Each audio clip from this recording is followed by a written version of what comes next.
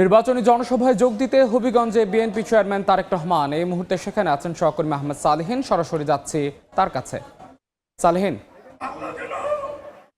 BNP chairman Tarique রহমানের যে নির্বাচনী প্রচারণার যে ট্রেন সেটি এখন এই মুহূর্তে হবিগঞ্জে অবস্থান করছেন।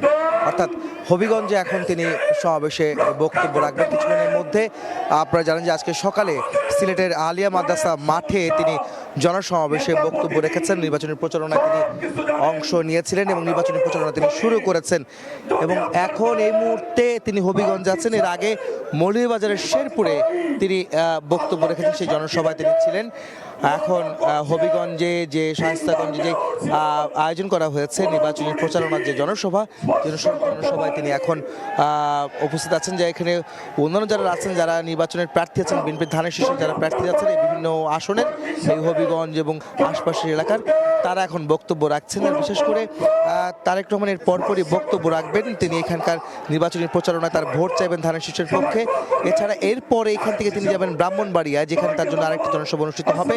তারপরে ভৈরব হয়ে তিনি নরসিংদী এবং নারায়ণগঞ্জে গিয়ে সমাবেশ করবেন, পথসভা করবেন, যেখানে নির্বাচনী প্রচারণা চালাবেন এবং বিএনপির পক্ষে তিনি ভোট চাইবেন। আপনারা জানেন যে সিলেট আলিয়া মাদ্রাসা মাঠে তিনি বক্তব্য রেখেছিলেন, যেখানে তিনি জনগণের সাধারণ মানুষের তিনি ভোট চেয়েছেন, তাদের দোয়া চেয়েছেন এবং বলছেন আগামী 12ই ফেব্রুয়ারি যে জাতীয় নির্বাচন অনুষ্ঠিত যাচ্ছে সেই নির্বাচনে বিএনপিকে জয়যুক্ত করতে জনগণের সাধারণ মানুষের সমর্থন তিনি চেয়েছেন। এবং একই সঙ্গে মৌলভীবাজারে কিন্তু তিনি একই বক্তব্য রেখেছিলেন, জনগণের কাছে তিনি ভোট চেয়েছেন এবং ওই আসনগুলোর, ওই এলাকার যারা অন্যান্য আসন রয়েছে সেসব আসনের প্রার্থীদের পক্ষেও তিনি ভোট এবং প্রচারণা চালিয়েছেন।